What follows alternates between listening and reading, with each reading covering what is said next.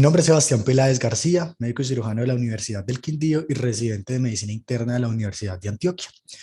Hoy estamos entonces aquí reunidos para poder hacer la correlación clínico-patológica o el famoso CPC de Facultad de Medicina Interna de la Universidad de Antioquia. El asesor es el doctor Fabián Jaimes Barragán. Entonces, vamos a empezar con el caso clínico. La historia clínica entonces es un hombre de 44 años, natural y residente de Medellín, vive en el barrio Robledo, es casado, vive con esposa y trabaja como operario de una empresa recolectora de basura. Es independiente para todas sus actividades, tanto básicas como avanzadas. El motivo de consulta con el cual el paciente llega a la unidad inicial, prestadora de su servicio de salud, es que llegó en paro. Entonces, esto sucedió el 26 de enero del 2022. La historia clínica, toda la parte de la enfermedad actual y toda la parte de la revisión por sistemas y antecedentes fue sacado directamente de información validada con la esposa.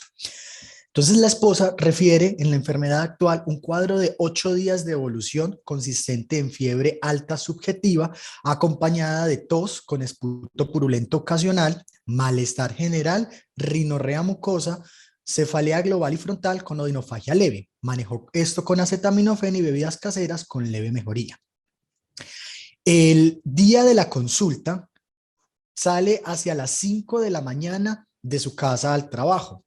Según lo que nos refiere la esposa, a las 5 de la mañana que sale, él se estaba quejando de sus síntomas respiratorios, pero ningún otro síntoma en el momento. Y hacia las 6 de la mañana llama a su esposa refiriendo un dolor torácico de tipo opresivo en hemitórax izquierdo y sensación importante de dificultad respiratoria. Con esto, queda entonces de acuerdo con su esposa para acudir a la IPS Sura Córdoba, su IPS primaria, ante este nuevo síntoma, por lo cual entonces se queda a encontrar con ella.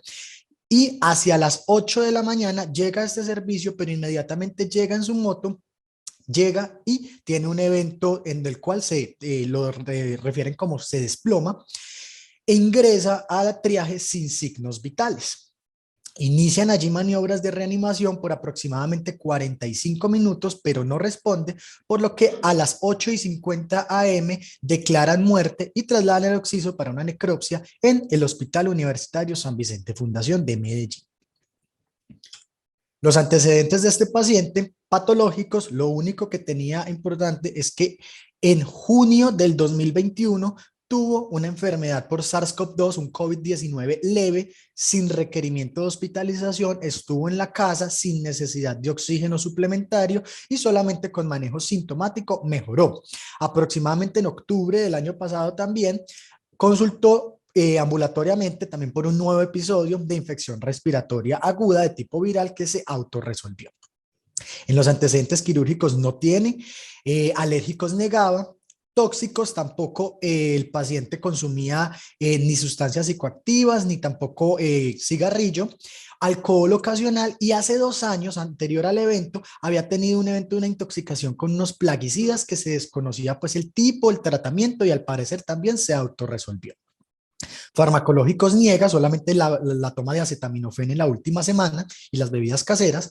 Hospitalarios niega. Familiares, ambos padres con diabetes mellitus tipo 2. Y en cuanto a su vacunación, ya tenía 2 dosis de la vacuna contra SARS-CoV-2 AstraZeneca. La última fue en noviembre del 2021, después del cuadro pues, de COVID que tuvo.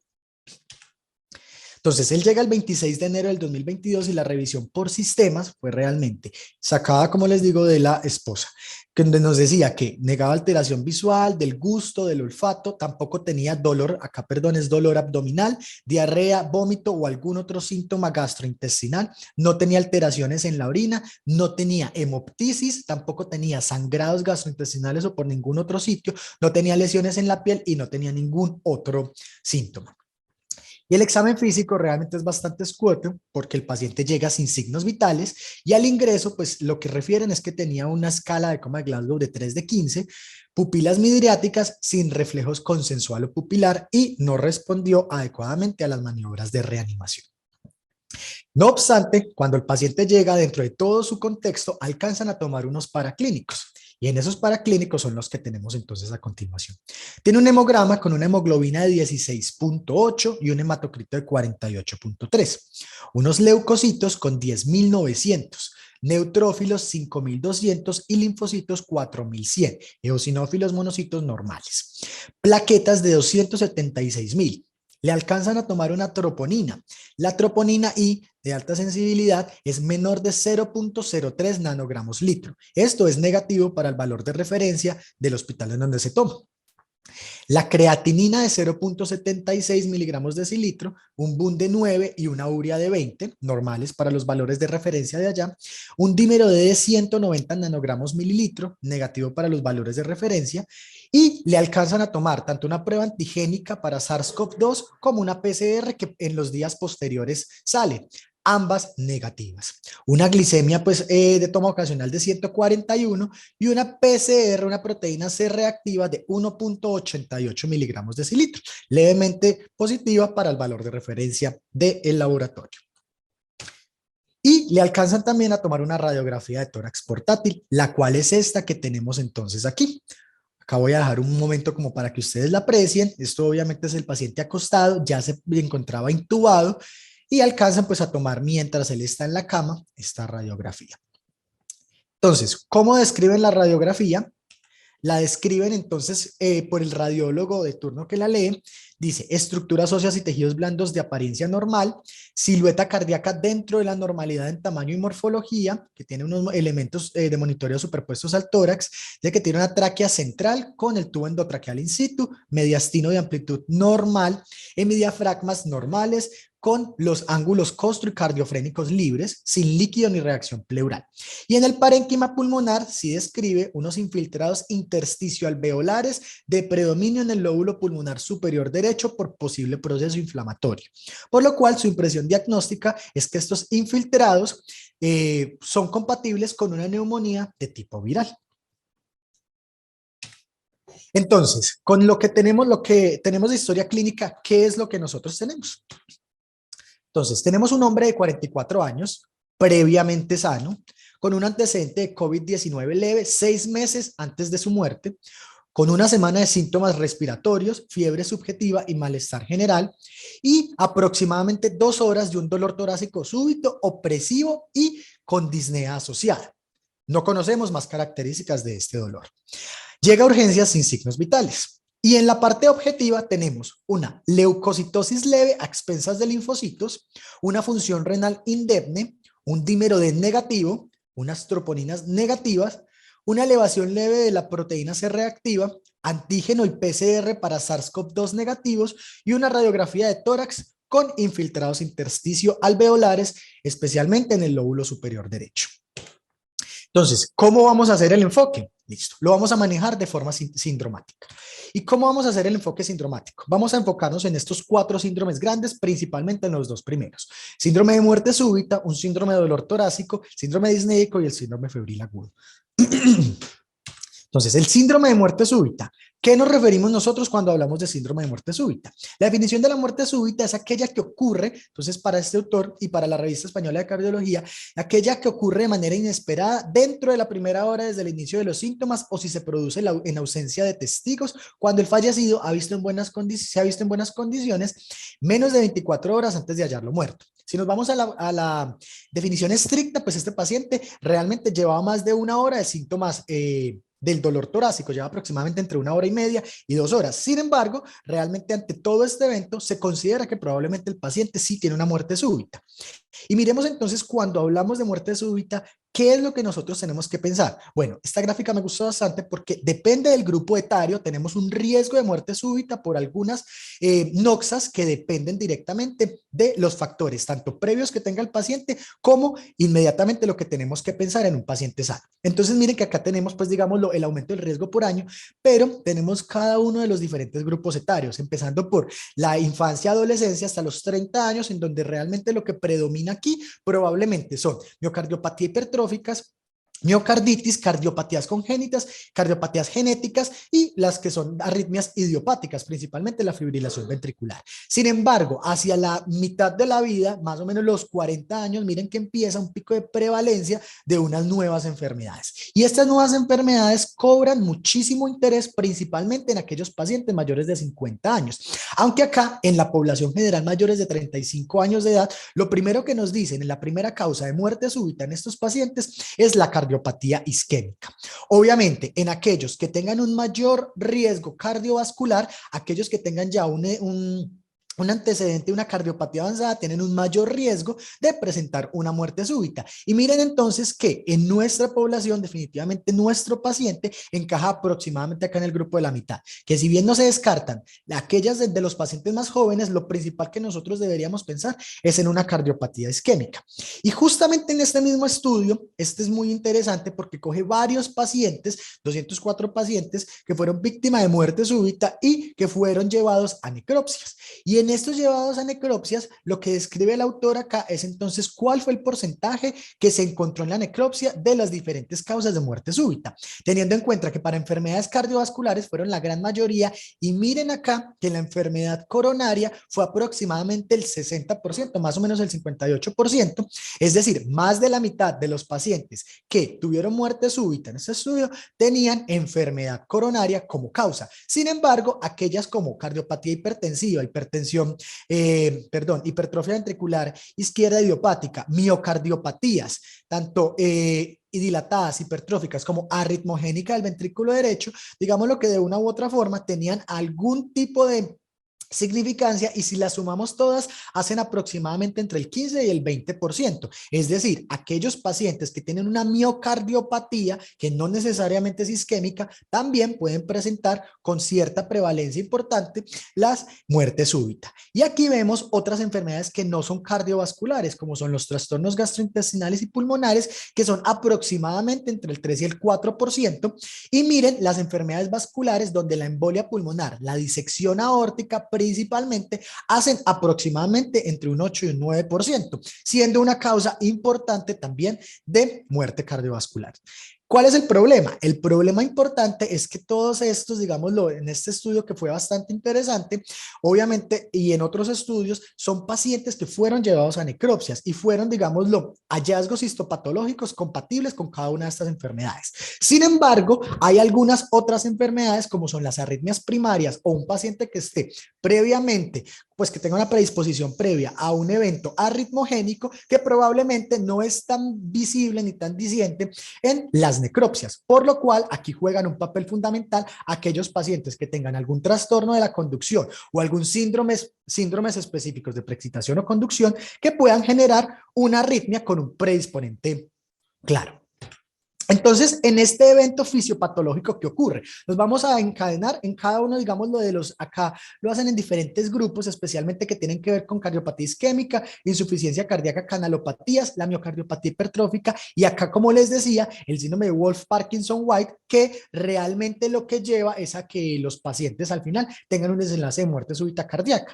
Pero enfocándonos en la cardiomiopatía isquémica como causa principal, como hablábamos, miren que los desencadenantes y los moduladores generalmente en cuanto a la parte clínica son el estrés, que puede ser de cualquier tipo, estrés no solamente como nosotros lo conocemos como un evento, digamos, lo fisiopatológico con respecto a nuestro día a día, sino también el estrés que tiene que ver con una enfermedad subyacente o una enfermedad intercurrente, factores de riesgo cardiovascular que conocemos y las arritmias ambientales, como vemos entonces, como vimos anteriormente. Además, esto va a llevar que en un miocardio vulnerable, este miocardio que puede ser vulnerable porque probablemente ya tiene una enfermedad aterosclerótica o tiene unos factores de riesgo de pronto de malformaciones como vamos a ver más adelante, puede generar tanto una ruptura aguda como crónica que puede desencadenar en un peldaño final que va a ser un síndrome coronario agudo que me va a llevar a una inestabilidad eléctrica y probablemente otros cambios en el sistema de conducción como un bloqueo AV o ruptura cardíaca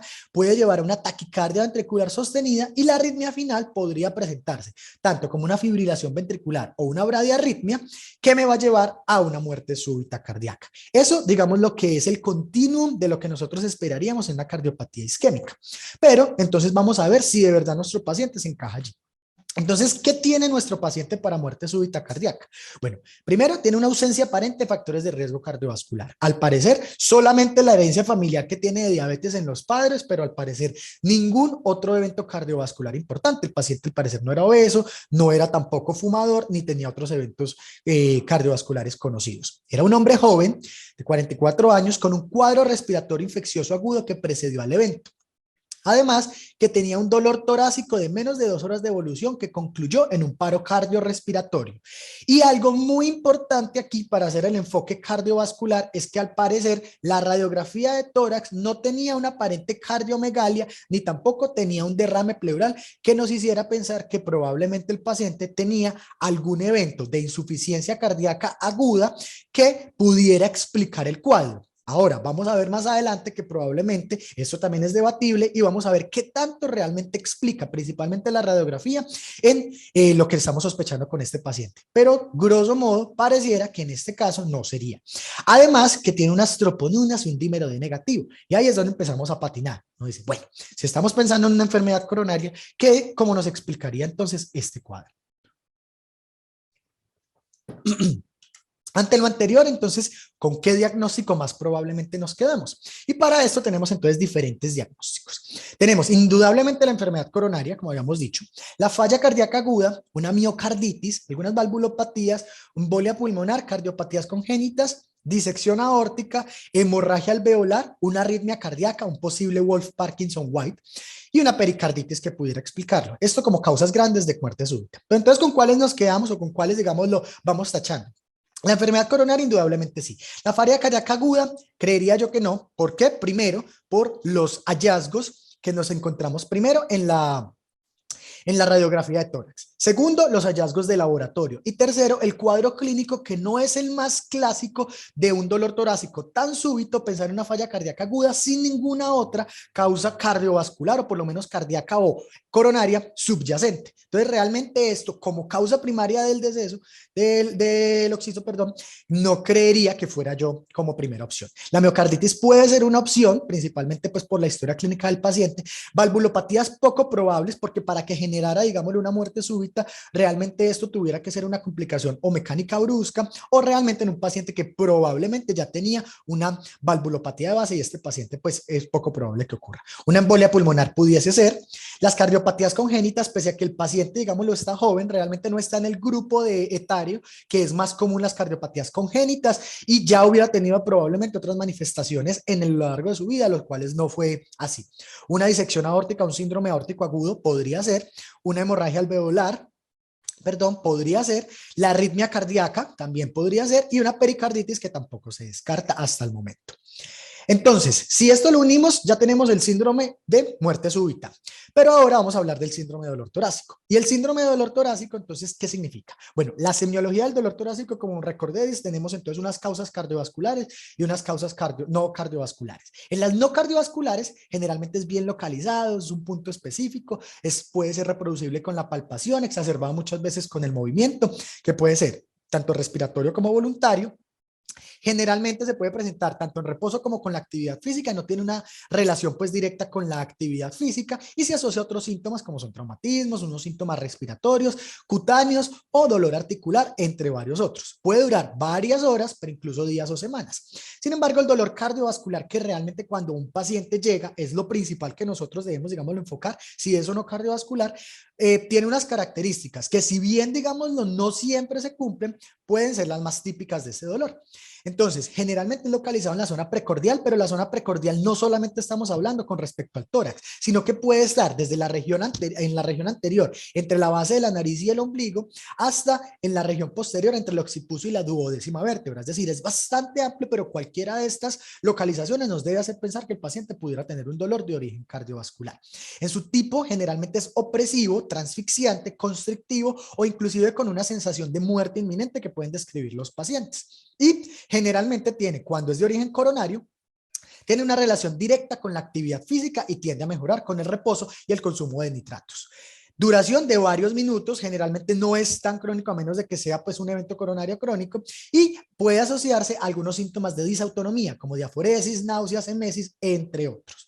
Entonces, con esto, nosotros nos quedamos, digámoslo, sin muchos elementos para saber si nuestro paciente tenía un dolor torácico claramente de causa cardiovascular por los elementos semiológicos. Sin embargo, en un paciente que llega en un paro cardiorrespiratorio y tiene un evento de muerte súbita, con un dolor torácico no especificado, probablemente estamos hablando de un dolor de una causa cardiovascular. Y cuando hablamos entonces de las causas del dolor torácico, ¿cuáles son las que son las primarias cardiovasculares y cuáles son las no cardiovasculares? Entonces miren que indudablemente lo primero que tenemos que sospechar, un paciente que tenga un dolor anginoso típico de características cardiovasculares, es un síndrome coronario agudo. Y aquí hablamos entonces tanto del infarto agudo del miocardio con y sin elevación del ST, y la angina inestable. Pero también hay otros casos que nos podemos entonces aquí enfocar. Las causas cardiovasculares, por ejemplo, la pericarditis y miocarditis aguda, una crisis hipertensiva severa, una cardiomiopatía por estrés, que es el síndrome de Takotsubo, unas taquiarritmias, la cardiomiopatía hipertrófica o una estenosis aórtica, una falla cardíaca aguda severa, un síndrome aórtico agudo, como que fuera una disección o un hematoma aórtico, un tromboembolismo pulmonar o infarto pulmonar y una contusión cardíaca. Y en las no cardiovasculares tenemos múltiples también. Aquí hacer de pronto alguna relación, principalmente por nuestra historia del paciente. Primero, una neumonía, un derrame pleural o un neumotórax en menor proporción, pero pues por los síntomas respiratorios y la disnea. Segundo, un tromboembolismo pulmonar que pudiera también explicar esto, y menos probable el resto de las otras que tendrían que ver con otros sistemas, o que tuvieran que ver pues con otros eventos fisiopatológicos. Pero entonces, digámoslo que dentro de las causas primarias cardiovasculares, nosotros tenemos los síndromes coronarios agudos. En los síndromes coronarios agudos, generalmente nosotros los enfocamos hacia si tiene elevación o no tiene elevación del ST. Y con eso hacemos el enfoque inicial. Lastimosamente con nuestro paciente no pudimos tener un electrocardiograma de ingreso, pero lo que sí tenemos es todo el cuadro clínico. Cuando nosotros también hacemos el enfoque del síndrome coronario agudo, tenemos que tener en cuenta que depende también del grupo etario. La gran mayoría de las enfermedades coronarias y los infartos agudos del miocardio se presentan en pacientes mayores. Sin embargo, cuando tenemos pacientes jóvenes, tenemos que irnos al filigrana de la bibliografía y qué nos dice la literatura que tenemos que sospechar. En estos pacientes, en especial, tenemos que sospechar algunas entidades que generalmente nosotros no tenemos como muy claro. Entre ellas está la disección coronaria como causa importante de síndromes coronarios agudos. Y miren realmente que hace parte de los síndromes coronarios y es causa del mismo, pero en una proporción muy baja, más o menos entre el 0.4 hasta el 4% en el mejor de los casos. La prevalencia es bastante baja en estos casos. Sin embargo, es más común en personas jóvenes. Y miren entonces en este estudio realmente que la prevalencia de disección coronaria en los diferentes grupos etarios es mucho mayor frecuencia en este grupo, en esta cohorte que se hizo, en aquellos pacientes más o menos entre la quinta y la séptima década de la vida, principalmente con aumento importante de la prevalencia a partir de los 40 y 45 años. Esto puede ser de varias cosas, digamos lo que puede ser secundaria a algún procedimiento, pero puede haber una disección espontánea que no es aterosclerótica o que pueda ser sobre una placa aterosclerótica, pero aquella que no es aterosclerótica puede estar asociada a fibrodisplasias o a tortuosidad coronaria, aunque en el 20% de los casos es idiopática y en el 5% de los casos puede estar asociada a enfermedades del colágeno, lo cual nuestro paciente no conocemos, pero probablemente no las tenía. Y miren que hay unos factores precipitantes que se pueden encontrar hasta en el 50% de los casos de pacientes que tienen disección coronaria, como estrés agudo, pacientes parturientas, uso de drogas recreacionales, especialmente el uso de cocaína o afines, las terapias hormonales de reemplazo hormonal, síndrome de respuesta inflamatoria sistémica y las infecciones como algo importante de tener en consideración con nuestro paciente, porque obviamente pues digamos lo que el paciente no tenía ninguno de esos otros factores de riesgo que conozcamos, pero sí tenía lo que sospechamos es una infección. Se puede presentar una elevación del ST hasta en un cuarto, hasta la mitad de los pacientes, y pueden haber diferentes tipos dependiendo, digámoslo, principalmente de lo que encontremos en la arteriografía. Entonces, ¿qué tiene nuestro paciente y qué podemos entonces nosotros sospechar? Definitivamente tiene un dolor torácico súbito, al parecer, que empezó menos de 2 horas, corta duración. Se desconoce entonces la relación con la actividad física exacerbantes o atenuantes, pero partimos del hecho de que desencadenó en un evento, perdón, de muerte súbita, por lo cual creemos que es cardiovascular. Tiene una elevación leve de los reactantes de fase aguda, unos síntomas respiratorios previos una semana con disnea asociada y un dímero de troponinas nuevamente negativas. Entonces, con esto, nuevamente, ¿con qué diagnóstico más probablemente nos quedamos? Ya habíamos entonces dicho esto, pero mire que acá en enfermedad coronaria ya hacemos una salvedad. No solamente es un infarto agudo de miocardio / angina inestable, sino también acá empezamos con el ítem de disección coronaria como un evento fisiopatológico que nos puede explicar lo que pudo tener nuestro paciente. Entonces, ¿qué vamos descartando? La hemorragia alveolar como uno de los síntomas, digamos, como uno, perdón, de las causas importantes de nuestro paciente. ¿Por qué? Porque realmente, primero, no tiene, digámoslo, un cuadro clínico muy característico del mismo. Si bien la hemoptisis puede no estar presente en una proporción pequeña de los pacientes, digámoslo que hay algunas otras cosas que en caso de que sea una hemorragia alveolar masiva, esperaríamos. Pudiera ser una hemoptisis, pero por lo menos algún descenso de la hemoglobina que pudiera entonces esto considerar de una u otra forma que el paciente ya viene hace una semana con estos síntomas presentándolos y que esto me pudiera desencadenar un evento final. Entonces, poco probable que este sea. Y lo otro que es poco probable es una pericarditis. ¿Por qué? Porque la pericarditis, si bien digamos lo que puede compartir algunos hallazgos semiológicos en la parte del dolor, para que ocurra un paro cardiorrespiratorio, para que ocurra un evento, digámoslo, tan brusco, pues primero tendría que ser una pericarditis muy, muy marcada. Segundo, pudiera tener generalmente asociado a un taponamiento cardíaco o a una pericarditis pues grave que realmente nos daría alguna orientación la parte por lo menos de la radiografía de tórax o por lo menos algunos otros exámenes que nos pudieran hacer pensar en lo mismo, por lo cual y por los hallazgos de nuestro paciente creería yo que es menos probable. Entonces nos quedamos con estos diagnósticos hasta el momento. Entonces, ¿cómo unir todos los cabos? Bueno, tenemos entonces esta, que es la primera figura que habíamos visto, con todo lo que tenía nuestro paciente. Y esto que es entonces los síndromes a los cuales nosotros nos enfocamos. Pero ojo, si bien nos enfocamos en el síndrome de muerte súbita y en el síndrome de dolor torácico, no podemos dejar de lado el síndrome disnéico y el síndrome febril agudo. Sin embargo, estos no son mutuamente excluyentes, ni siquiera de ellos dos, ni tampoco de los que hablamos arriba. ¿Por qué? Porque como vimos, tanto en la muerte súbita y por las causas de dolor torácico, en nuestra misma fisiopatología y en nuestra misma semiología puede explicarse la disnea per se y el síndrome febril agudo podría explicarse también por otras causas que no necesariamente estuvieran en relación con esta.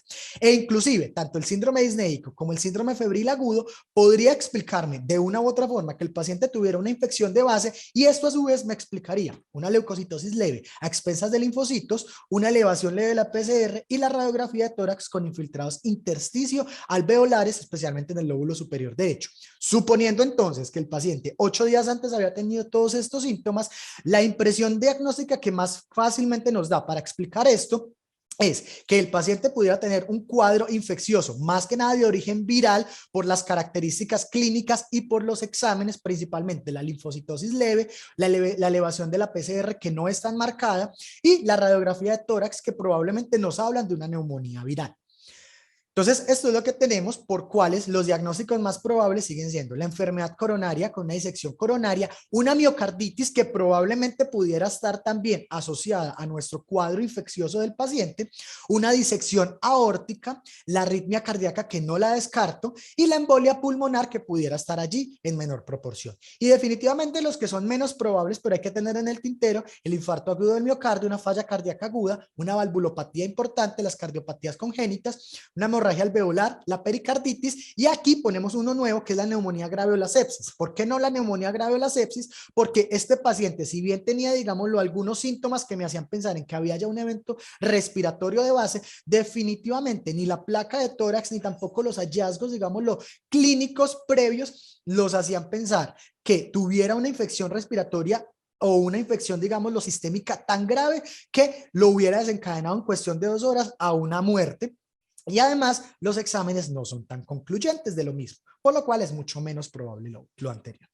Entonces, con esto que tenemos anteriormente, ¿los exámenes realmente son concordantes o qué podemos nosotros esperar? Porque llamativamente tenía todo muy normal.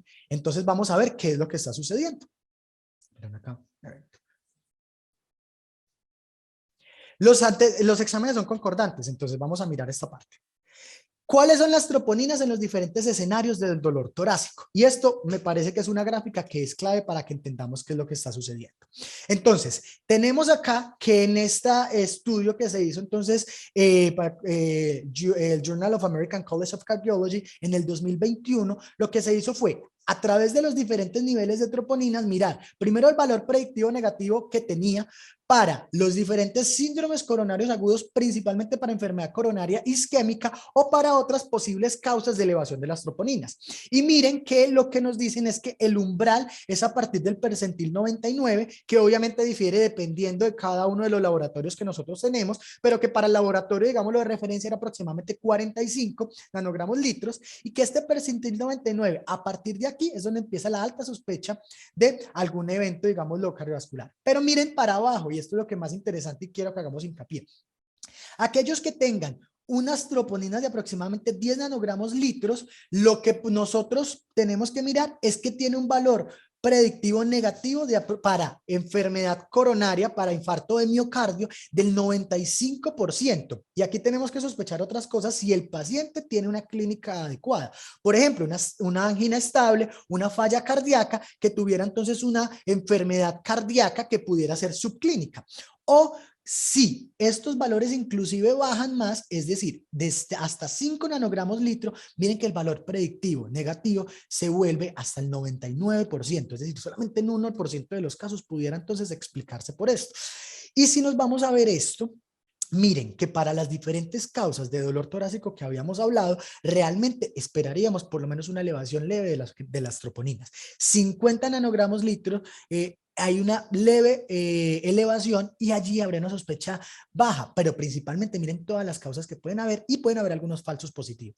Pero indudablemente para el infarto de agudo de miocardio y para algunas cosas como son miocarditis, definitivamente esperaríamos que las troponinas estuvieran muy altas, teniendo aquí un valor predictivo positivo bastante alto con una alta sospecha, principalmente para infartos graves, muy extensos o miocarditis. ¿Y qué tenemos con nuestro paciente? Que nuestro paciente se encuentra en este grupo, inclusive debajo de los 5 nanogramos litro, porque tiene una troponina menor de 0.03 nanogramos litro. Ahora bien, tenemos que tener en cuenta las consideraciones de la toma de la muestra. Es un paciente que llegó en paro, llegó sin signos vitales y apenas lo entraron empezaron a hacerle todas las maniobras de reanimación. No sabemos realmente cómo fue la toma de las muestras y si de una u otra forma esto pudo influir en que pudieran salir negativos o pudieran salir, digámoslo, justamente el resultado. Pero lo que sí sabemos es que con este resultado nos ubicamos en esta parte del cuadro. Y entonces, ¿qué tenemos en disección coronaria? Que era una de las cosas que teníamos en el tintero. Bueno, ¿realmente esto pudiera explicarse por disección coronaria? Bueno, entonces tenemos este estudio que salió entonces en el Journal Europeo del Corazón, que básicamente lo que encontramos es una de las cohortes más grandes que tenemos de disección coronaria en el mundo. Esto salió en el 2019, fue la cohorte canadiense de 806 pacientes con disección coronaria. Y para estos pacientes, miren la historia médica muy interesante, que el 34% de los pacientes no tenía factores de riesgo. Pero cuando fueron a ver no solamente esto, sino también cómo se comportaban los valores de laboratorio, miren que los niveles de troponina no estaban elevados hasta en 4 de los 806 pacientes, correspondiendo a un 0.5%.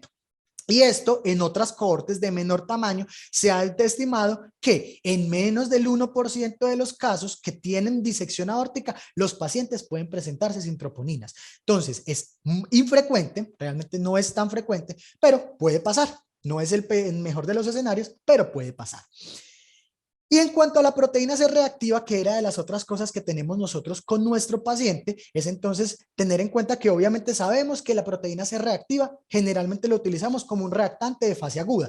Generalmente empieza la síntesis, el comienzo en las 6 primeras horas después del inicio del estímulo inflamatorio y el máximo pico se presenta entre el primer y el tercer día y tiene una vida media de 19 horas. Regresa a la normalidad en 7 días. Recordemos que este paciente tenía una proteína C reactiva de 1.88 positiva para el laboratorio. Pero miren realmente cuando nosotros vamos a ver el rendimiento de la prueba de los diferentes reactantes de fase aguda, este que fue un estudio para enfermedad grave, que fue especialmente como para pielonefritis, pero también para sepsis en general y enfermedades infecciosas graves, había un punto de corte, en este caso de 2 miligramos de decilitro, que es lo que nosotros tenemos, con una sensibilidad del 94% para infecciones bacterianas graves, por lo cual con nuestro paciente con un PCR por menor de 2 probablemente no se explique tanto por una causa, por lo cual es lo que decíamos que se desestima un poco que la infección per se, la sepsis, haya sido el evento desencadenante. Y miren que lo que eleva la PCR es que pueden ser muchas cosas. Lo principal es las infecciones, pero miren también acá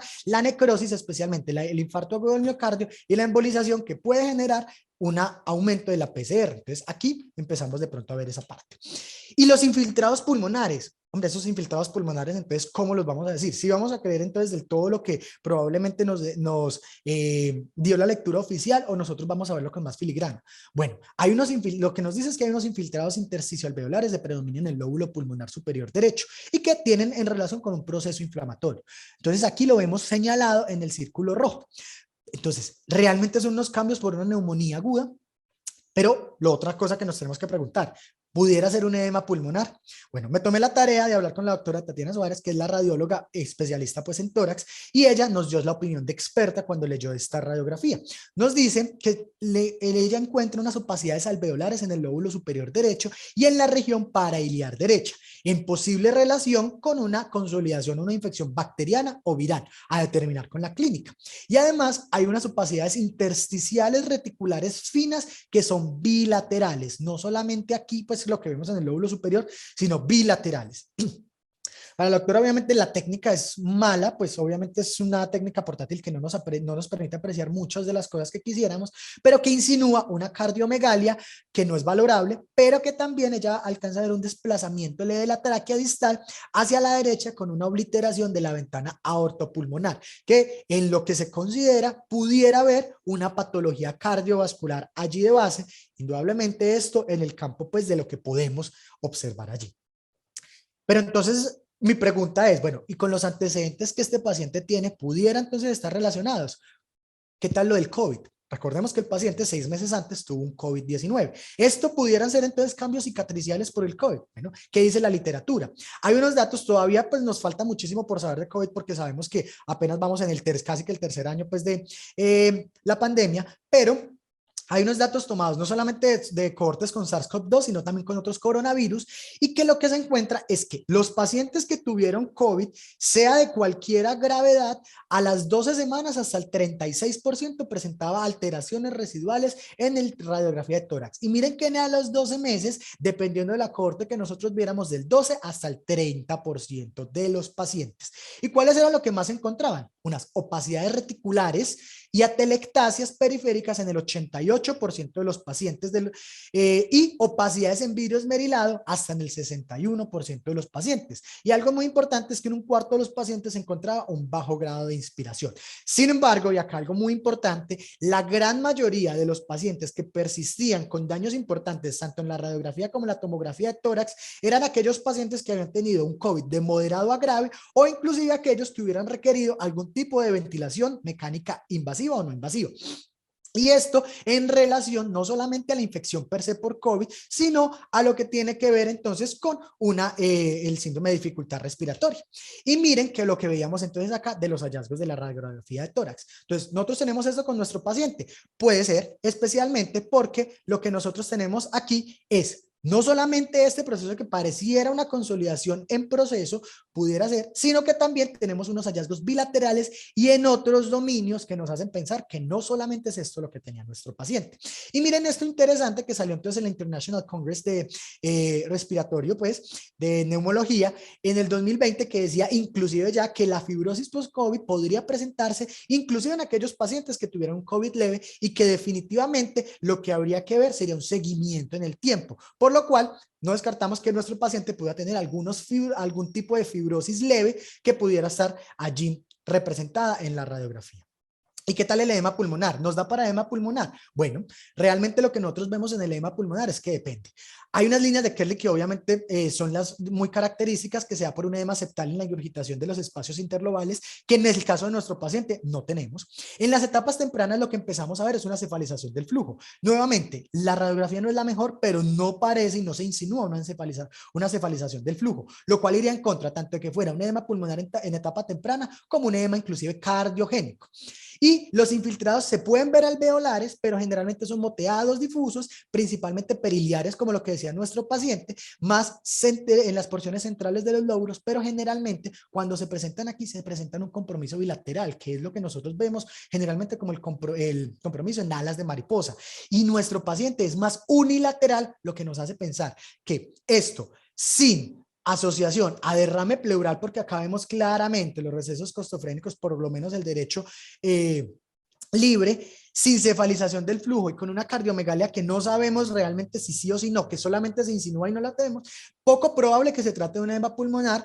Sin embargo, puede estar dentro de las características, principalmente si sospechamos que este paciente pudiera tener un origen cardiogénico de sus síntomas. Por lo cual, entonces, teniendo en cuenta todo lo que hablamos, ¿cuál sería la impresión diagnóstica final y con qué nos quedaríamos? Esta fue la secuencia propuesta, que es lo que yo creo que fue los eventos fisiopatológicos que le ocurrieron al paciente. Primero tenemos un paciente que tuvo una infección respiratoria aguda de tipo viral. Yo creo que tuvo una neumonía viral por todo lo que ya hablamos de la radiografía del tórax y que pudiera tener unos cambios cicatriciales sobre COVID-19 que lo hubiera predispuesto a tener esa neumonía.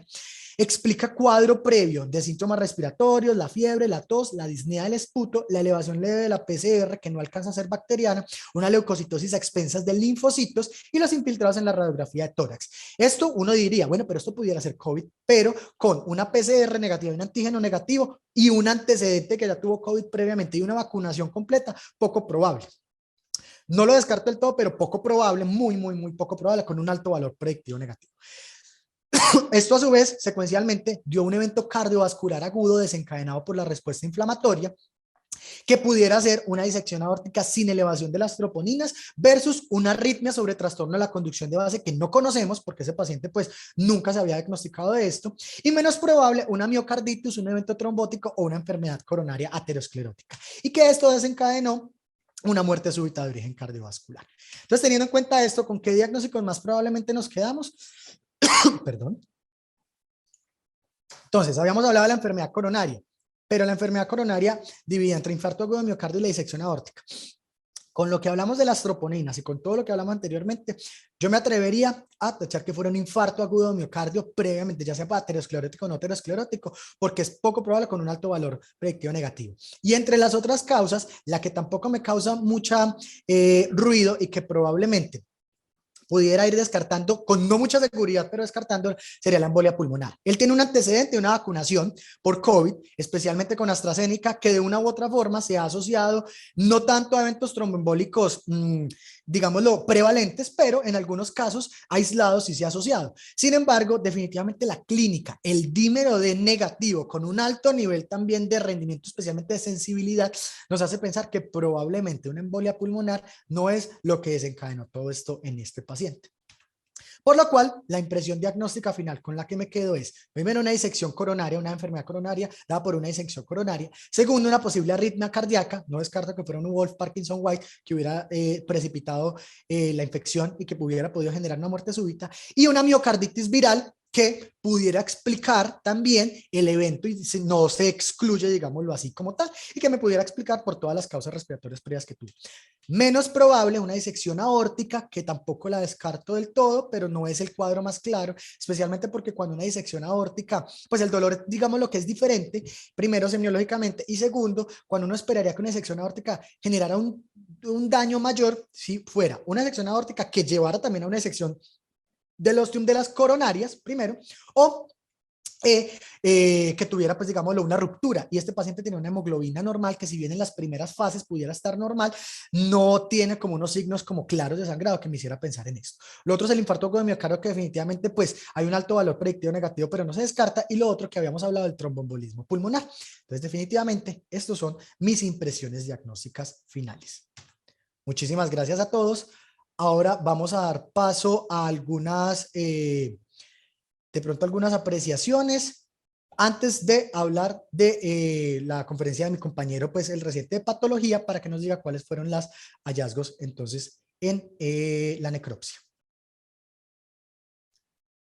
Aquí tenemos entonces, esperen un momento por favor, que estamos nosotros como panelistas.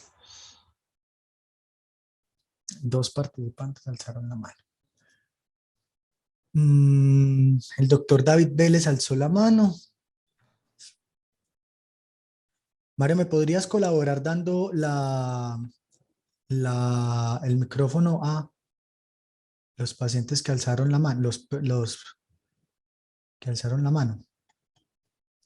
Es que no los encuentro. Acá, David Vélez, ya. Doctor David, ya tiene el micrófono habilitado. ¿Qué más, Sebas?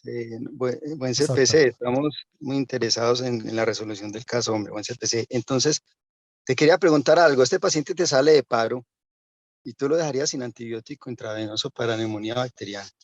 No, no, definitivamente no. Pues, digamos lo que, pues primero yo atendería toda la parte cardiovascular, que para mí fue lo que obviamente determinó el paro. Necesito definitivamente un electrocardiograma y todo.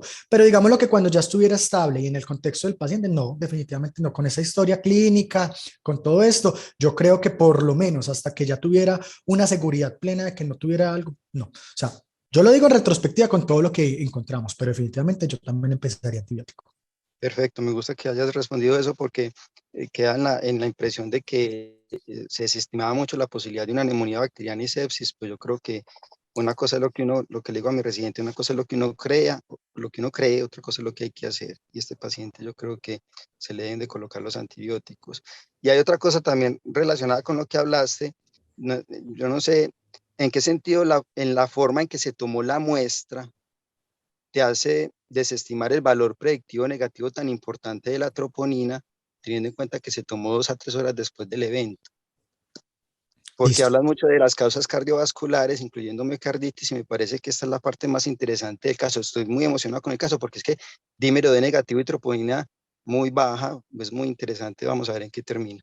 De acuerdo, pues Doc, realmente sabemos que las troponinas son muy sensibles, pero justamente los algoritmos que nos dicen las sociedades de cardiología y todo es que justamente tomemos pueden ser 0,1 o 0,3, justamente porque en estos pacientes que tengan un evento coronario muy tempranamente manifestado, puede estar allí falsamente negativa y lo que tenemos que ver sería el delta. En un paciente ideal que no llegara en paro o que inclusive pues saliera del paro, definitivamente habría que tomarle unas troponinas de control, ya sea en el esquema de 0,1 o 0,3, y yo lo seguiría tratando como si fuera un evento pues coronario hasta demostrar definitivamente todo lo contrario.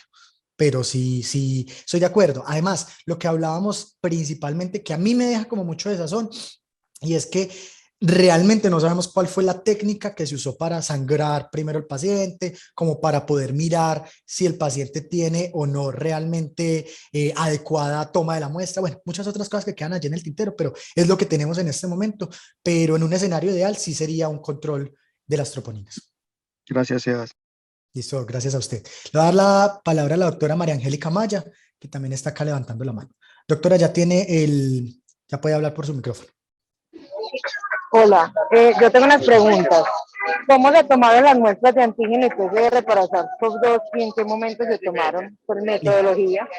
Listo. ¿Y por qué les parece tan probable que tenga algo bacteriano cuando durante varias veces en tu intervención mostraste que los hallazgos eran virales? De acuerdo, Doc. Las tomas de muestras se hicieron a través de hisopado nasofaringeo, según lo que refiere el personal de enfermería. Primero el antígeno que se hizo mientras el paciente todavía le estaban haciendo pues toda esta parte de reanimación. Y lo segundo, que ya fue cuando ya el paciente falleció, se le hizo la prueba para PCR porque pues era un caso probable, según lo que ellos refieren, de posible COVID. Entonces se hizo por hisopado nasofaringeo. Y lo otro, no, definitivamente yo estoy de acuerdo, doctora, que con todo lo que hablamos, yo creo que es más de origen viral y definitivamente no hace pensar en algo bacteriano. Sin embargo, es un paciente que de pronto sale de paro y va para UCI, yo tengo estos infiltrados y probablemente tengo estas dudas que estamos hablando, pues no me parecería descabellado, igual pues obviamente podemos debatir esa parte, descabellado iniciar antibiótico terapia empírica, por lo menos en urgencias, hasta definitivamente descartar que tuviera sepsis. El problema es que llega en paro, pero yo no sé si el paciente llegó hipotenso, llegó chocado realmente, pues digámoslo, previo a su cuadro que terminó en un paro cardiorrespiratorio. Entonces, teniendo en cuenta todo eso, creo que pues es como la conducta que estábamos hablando pues con el doctor. Pero definitivamente no es lo primero que uno piensa en una infección bacteriana y definitivamente no. Pues, si se me permite derecho a la réplica, y qué pena, Pues realmente esa es la razón por la que la mayoría de los pacientes con COVID ingresaron con antibióticos a la unidad de cuidados intensivos durante la pandemia. Porque todo el mundo decía eso, no, es que yo no puedo estar seguro que no tenga una sobreinfección bacteriana. Pero los estudios mostraron que muy poquitos pacientes venían con sobreinfección bacteriana de la comunidad y de hecho, pues cuando hablamos de influenza, la coinfección más frecuente es con Staphylococcus aureus y si ustedes revisan, pues la recomendación de influenza sí probablemente es más a favor de agregar tratamiento contra Staphylococcus aureus por la sobreinfección, pero en COVID no, ¿cierto? Ok. Ahora bien, una muestra tomada en un paciente en paro, en un servicio de urgencias para un estudio de SARS-CoV-2, pues igual que ustedes están diciendo ahorita por la troponina, pues pierde sensibilidad importante. Habría que ver bien la calidad de esa muestra. El hecho de que esté vacunado, pues disminuye el riesgo de enfermedad grave por COVID, pero tampoco lo hace cero.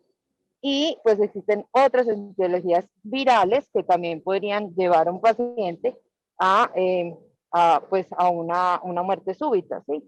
Lo digo es porque los hallazgos de la radiología, como tú mismo lo dijiste, eran muy sugestivos de una enfermedad viral. De acuerdo, doctora. Muchísimas gracias. Antes de seguir entonces con Mario, vamos a darle acá la palabra, la última, a la doctora Tatiana, que me interesa mucho desde la parte de radiología, que de pronto nos pueda colaborar. Doctora, ya tiene el micrófono para poder hablar.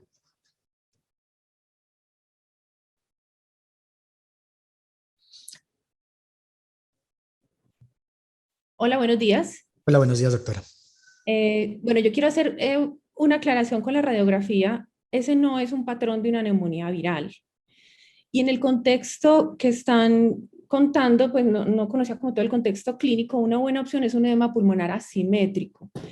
Eso se nos olvida y no es tan raro el edema pulmonar asimétrico y es muy frecuente en el lóbulo superior derecho. Pues con esa, porque la opacidad alveolar estaba muy focalizada en el lóbulo superior derecho, por eso uno, en lo primero que piensa sin tener clínica es en una infección, pero ya en todo este contexto una buena opción es esa, el edema pulmonar asimétrico, y los otros hallazgos que son muy sutiles indicaban más una patología más del mediastino cardiovascular, esa tráquea desviada, la obliteración de la ventana ortopulmonar. Hay algo allí que puede ser muy importante en este paciente. Listo, doctora. Muchísimas gracias. Vamos entonces a dar paso a Mario para poder entonces que sigamos la reunión y ya después terminamos con el resto de las intervenciones. ¿Listo? Dale, Mario. Hola, ¿me confirma si me están escuchando y se ve en la pantalla, por favor? Vemos, si te escuchamos, vemos la pantalla y te vemos a... Bueno, mi nombre es Mario Alberto Caviedes Cleves, yo soy residente de segundo año de patología de la Universidad de Antioquia. Voy a hacer la correlación histopatológica de este caso clínico. Probablemente nos extendamos un poquito más allá de las 8 de la mañana debido pues, al tiempo. Entonces tenemos que recibimos el cadáver de un paciente de sexo masculino, pues de 44 años de edad. Disculpen un momento.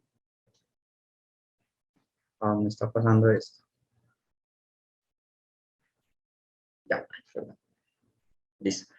Un paciente de 44 años de edad, de sexo masculino, en donde al examen físico, al examen externo, no se evidenciaban pues muchas anomalías. Se encontraron unas livideces dorsales sin signos de descomposición. Se encontraron fracturas a nivel del segundo y tercer arco costal bilaterales, probablemente debidos a las maniobras de reanimación, y una equimosis subungueal a nivel del primer dedo del miembro inferior izquierdo. Este fue el bloque de órganos. A la disección no se encontraron colecciones líquidas, ni purulentas, ni hemorrágicas en cavidad torácica ni en cavidad abdominal. Tampoco habían signos de hemorragia. Los órganos estaban in situ con adecuada posición anatómica. Este fue el cerebro, en donde encontramos un peso que tenía adecuado peso. No habían signos de edema, una dura madre sin colecciones. Y a los cortes coronales no se evidenció ningún tipo de hemorragia, no se evidenciaron colecciones. Había una adecuada diferenciación entre sustancia gris y sustancia blanca y con un leve colapso del sistema ventricular. Estos fueron los cortes histológicos del sistema nervioso central, donde encontramos una sustancia blanca y una sustancia gris completamente normales, sin inflamación, sin hemorragia y con los vasos sanguíneos que no mostraban signos de vasculitis, ni disección, ni ruptura. En el tracto gastrointestinal, los órganos eran macroscópicamente normales, no habían signos de hemorragia. A nivel del vaso, hígado y el páncreas, Encontramos también unos órganos que estaban con adecuado peso, no tenían alteraciones macroscópicas, la glándula tiroides, suprarrenal, los órganos del urinario estaban completamente normales. Este es un corte histológico de la suprarrenal, donde encontramos una histología normal, no había necrosis ni hemorragia para pensar, por ejemplo, en un choque séptico. En el hígado encontramos como hallazgo incidental una esteatosis micro y macrovascular con un infiltrado linfocítico disperso, pero que probablemente no fue la causa de muerte.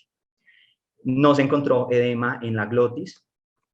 En el sistema respiratorio, unos pulmones que estaban aumentados en peso, un pulmón derecho de 760 gramos, izquierdo de 680 gramos. La superficie pleural tenía algún pigmento pues antracótico.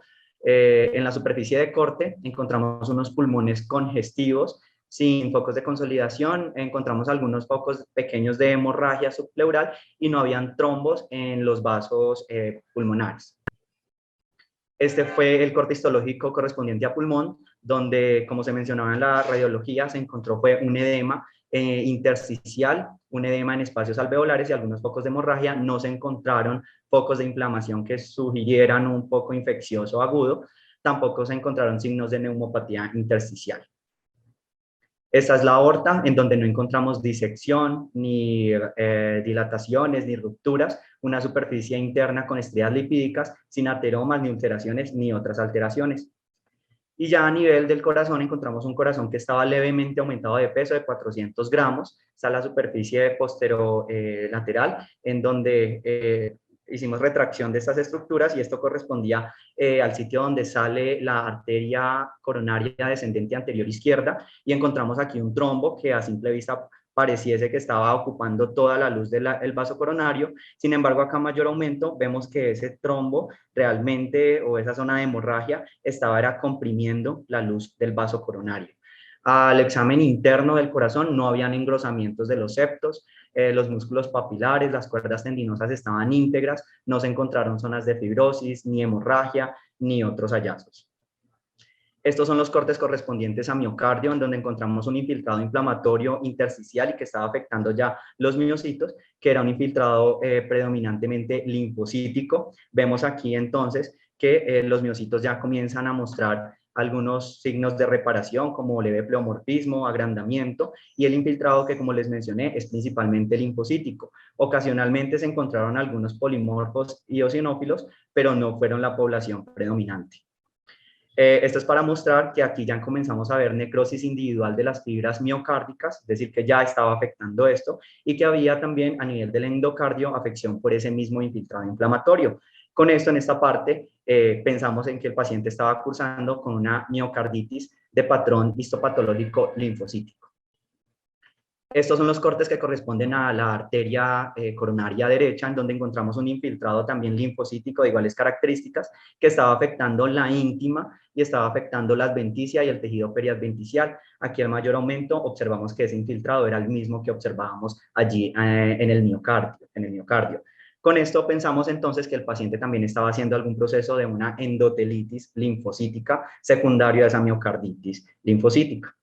Y este es el tejido periadventicial, donde encontramos nuevamente ese infiltrado inflamatorio. Esto corresponde a la arteria coronaria izquierda, donde encontramos nuevamente ese mismo infiltrado inflamatorio subintimal a nivel del tejido periadventicial.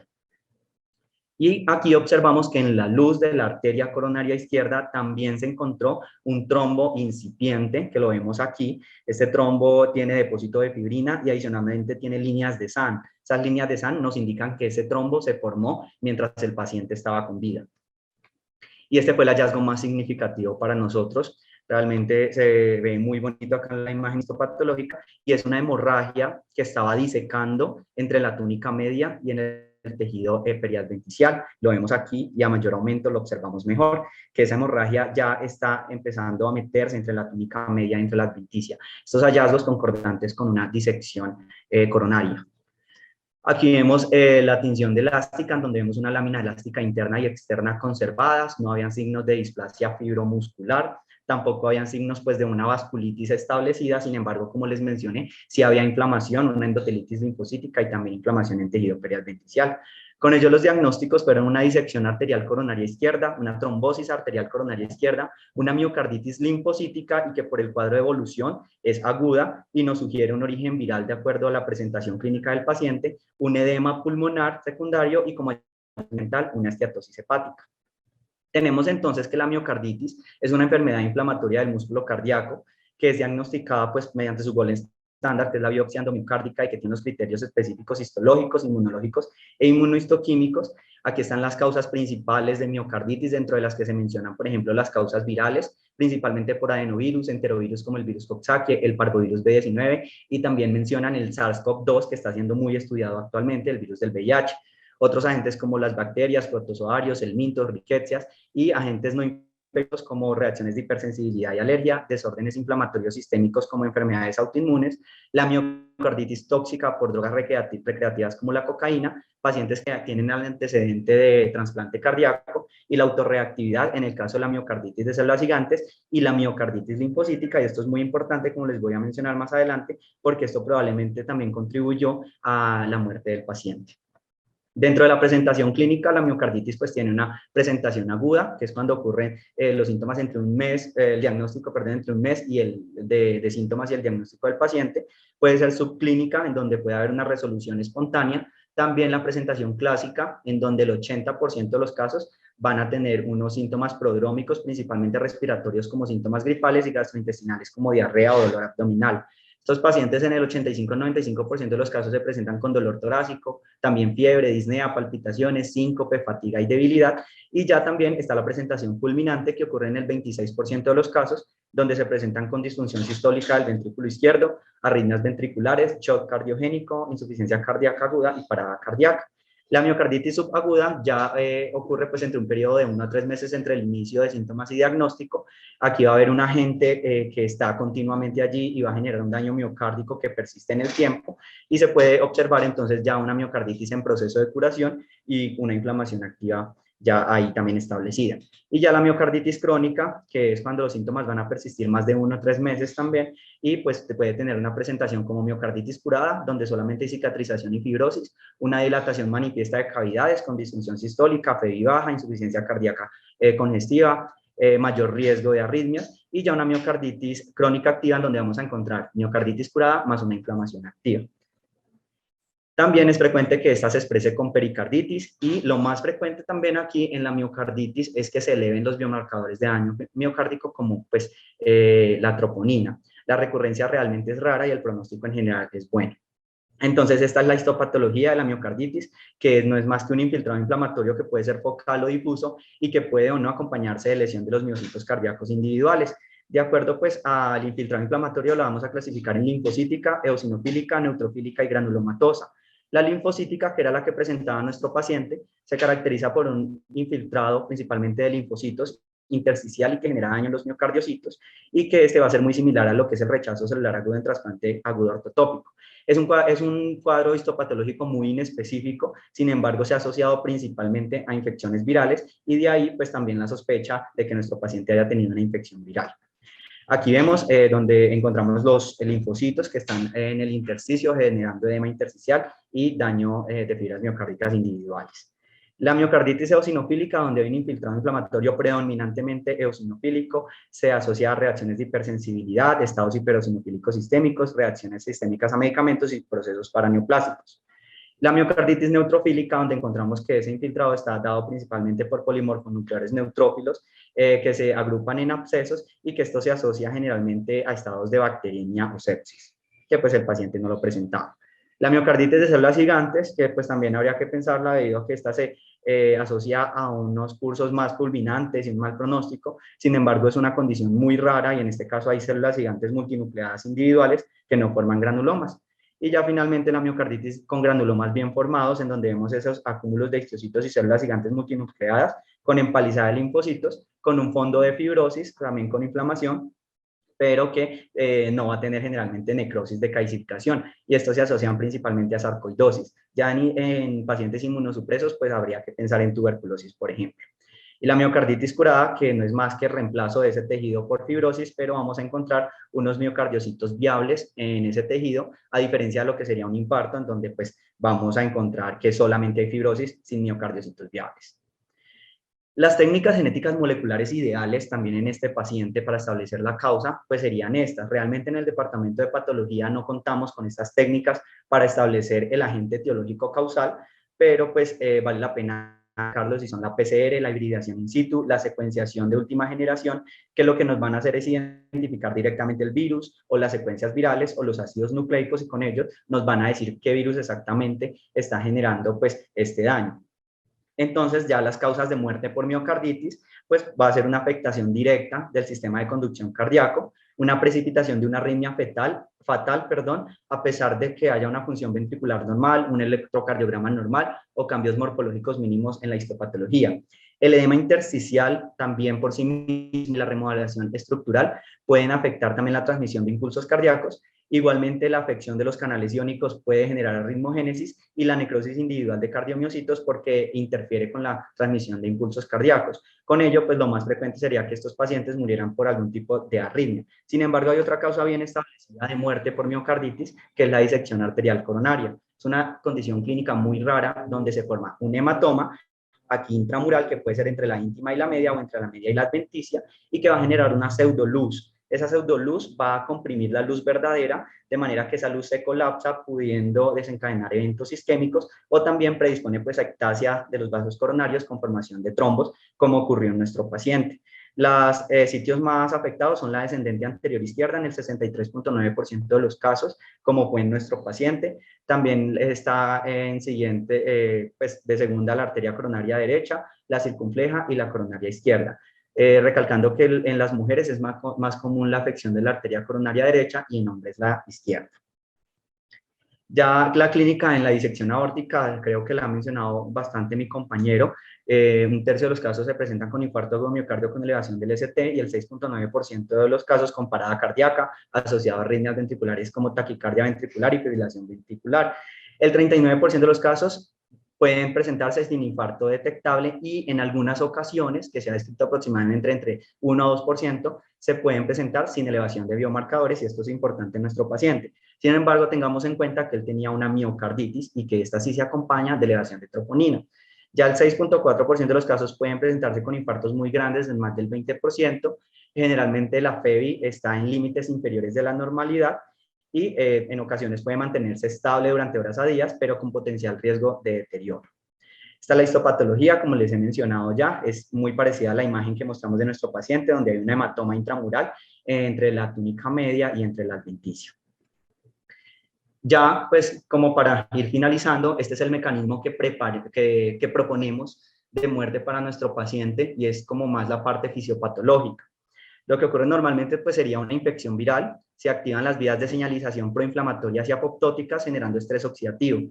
Con ello aumenta la producción de quimoquinas, citoquinas, subproductos de patrones moleculares asociados al daño, y se genera una endotelitis linfocítica, como sí se vio en la histopatología de nuestro paciente.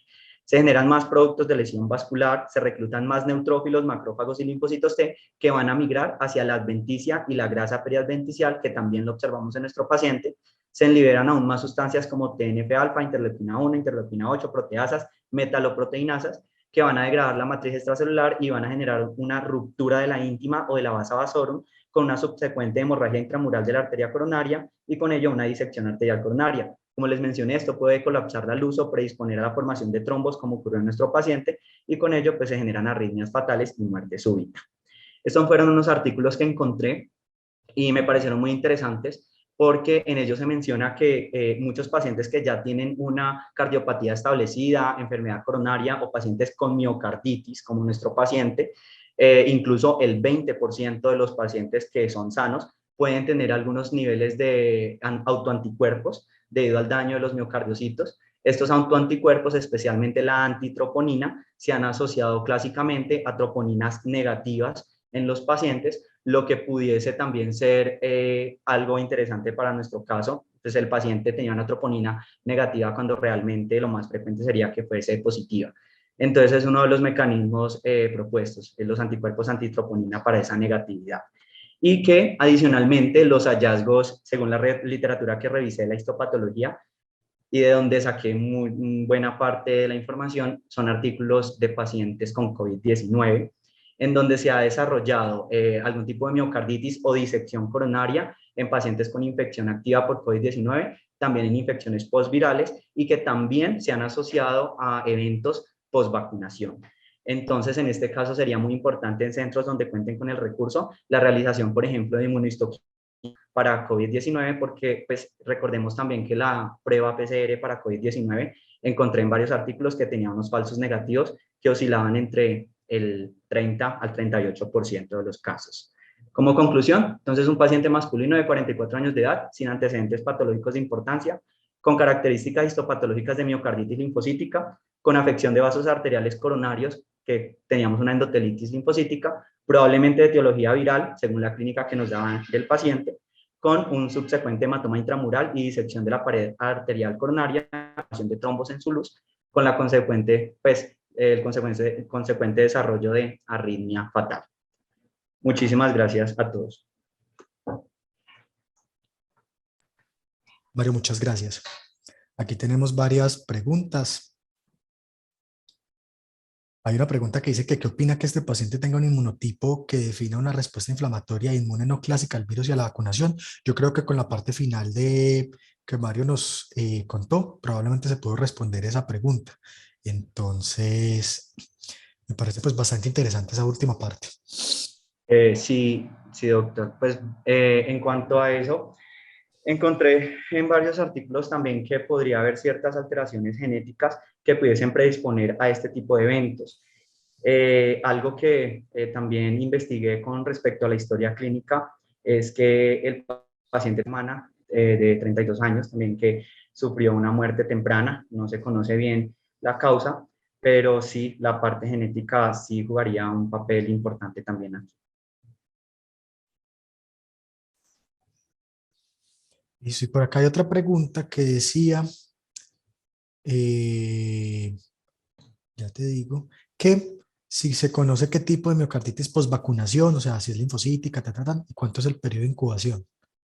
Sí, no, sí se ha descrito la miocarditis linfocítica postvacunación, pero realmente lo que encontré era que se veía más hasta 2, 3 meses. El paciente tenía una vacunación que había sido en noviembre, ¿no? Sí, Entonces, sí. está asociado.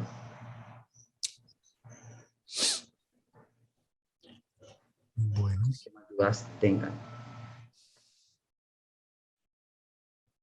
Bueno, pues acá en el chat hay varias preguntas, hay varios comentarios, pero principalmente de felicitaciones. No sé si de pronto alguien más tenga una duda, pregunta, inquietud, comentario. Pienso que es un caso bastante difícil, muy ilustrativo. Hay una persona que alzó la mano. No sé acá realmente sí, pero le voy a dar como el paso para que hable. La persona que levantó la mano que parece como Fer Tinoco. Una ¿Puede pregunta. hablar?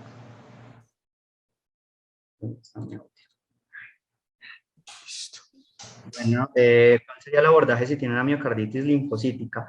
Pues hablo desde el abordaje histopatológico, ¿no? En este caso habría que descartar principalmente las causas virales. Entonces, como les mencionaba, sería importante en los centros donde se cuenta con el recurso, la serología para distintas entidades virales. En este paciente también valdría la pena, aunque la clínica y los hallazgos histopatológicos no eran muy concordantes, pero hallazgos histopatológicos a nivel del sistema nervioso central.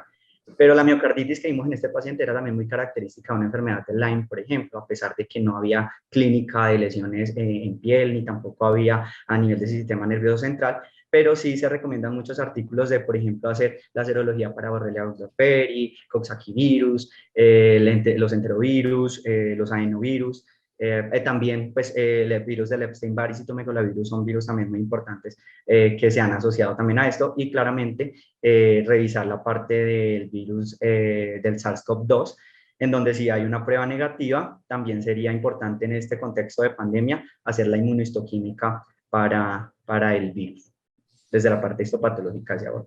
Y lo otro, pues tener en cuenta que otras causas probablemente de la miocarditis linfocítica tienen que ver con las causas autoinmunes que tú hablaste. pero digamos lo que el abordaje tendría que ser no solamente pues basados en lo que encontráramos en la patología, sino todo lo que tiene que ver con el paciente.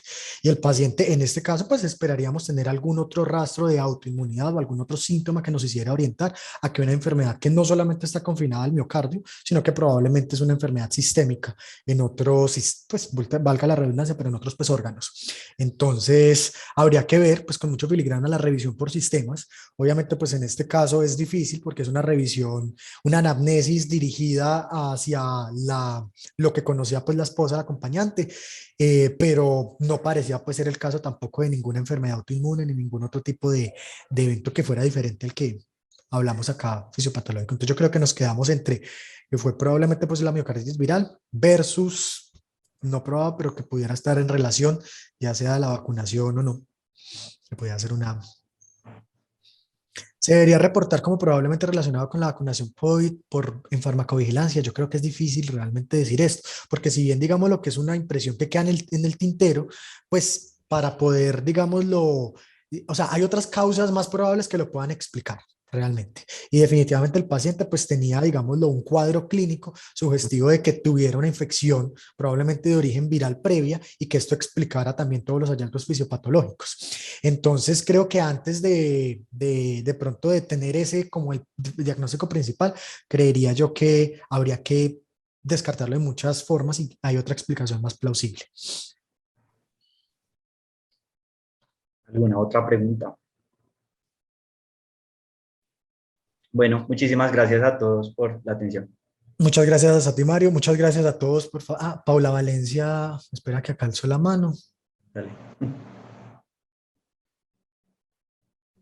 Paula Valencia, doctora, puedes hablar. Tienes el micrófono ya. Ya me oyen. Sí, señora. Sí, doctora. Hola, ¿cómo están todos? Muchas gracias por una revisión tan bonita. ¿Me recuerdas cuánto tiempo pasó entre la vacunación y la muerte? Fue el 19, fueron 2 dosis de AstraZeneca. La segunda dosis fue el 19 de noviembre del 2021 y la muerte fue el 22 de enero, es decir, noviembre, diciembre, 2 meses. Ah, sí, el tiempo de latencia estaba muy largo, pues porque las infecciones o las miocarditis asociadas a la vacunación, primero, esa no es la vacuna más frecuentemente asociada, ¿cierto? Son las vacunas de RNA y segundo, pues la mayoría de los casos se presentan dentro de los primeros 10 días de la vacunación. Tercero, no está en el rango de edad que más riesgo tiene, ¿cierto? Es un evento que puede ocurrir con las vacunaciones de RNA, pero suele ocurrir en personas menores de 30 años, es muchísimo más frecuente que en personas mayores de 40.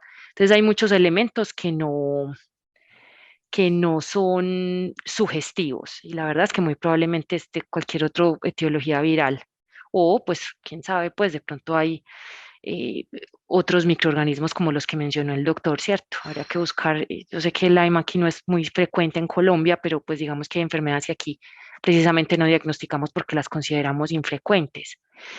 Aunque también sería pues rarísimo tener un fallecimiento por una miocarditis por Lyme. Yo creo que es muy importante igual que no puede pasar desapercibido que si viene clínico puede pensar que hay otras causas, esta persona murió sin un diagnóstico claro, por eso se le hizo una autopsia. Entonces usted no necesita tener una comprobación, usted no tiene que tener el diagnóstico de un evento adverso asociado a la vacunación para reportarlo. El sistema de vigilancia debe funcionar empezando por sospechas, ¿sí? Porque si usted prende esa alarma, pues se supone que hay un comité que evalúa a esos pacientes y en teoría esos casos deberían mirarse con lupa. Entonces, en el lugar donde lo atendieron, que entiendo yo que no fue aquí, debieron muy probablemente haber hecho un reporte y ese reporte no quiere decir que el internista que lo vio está diciendo que fue la vacuna. Simplemente está diciendo hay una sospecha porque hay una asociación temporal entre el evento A y el B, me parece improbable, pero igual no sé exactamente qué ocurrió, ¿sí? Eso va a un comité, se evalúa, entra unas estadísticas y así es que funciona la farmacovigilancia, porque obviamente si nos ponemos a esperar a tener todo supremamente confirmado, pues no entraría ningún caso, ¿sí? Que eso nos pasa, por ejemplo, aquí en la universidad, en donde pues la gente no hace reportes, pero es que en los eventos asociados adversos a la vacunación, por ejemplo, esta o cualquier otra, usted no tiene que tener una confirmación porque usted solamente está diciendo que hay una sospecha. María Angélica pues hace parte del comité que evalúa la seguridad de vacunas en el departamento de Antioquia y podría elaborar un poquito más, pero no hay que tener miedo, simplemente a reportarlo. Listo, doctora, muchísimas gracias. Sí. Aquí hay una observación que hace la doctora Marta García. Es una infección viral de cualquier tipo, puede ser un disipador suficiente de respuesta inflamatoria aberrante en individuos con perfiles inmunotípicos específicos. Y esto se mencionaba mucho en lo que era miocarditis linfocítica, que podría desencadenar también fenómenos autoinmunes, y por ello es que se podrían como desencadenar fenómenos vasculíticos también, y pues en este caso también lo que les mencionaba, por ejemplo, los anticuerpos antitroponina. Muy interesante. Bueno, si no hay como más comentarios en aras del tiempo, entonces creo que podemos finalizar la reunión. Muchísimas gracias a todos los asistentes. Espero que haya sido bastante fructífero. Nos vemos en una nueva ocasión. Muchas gracias, Mario.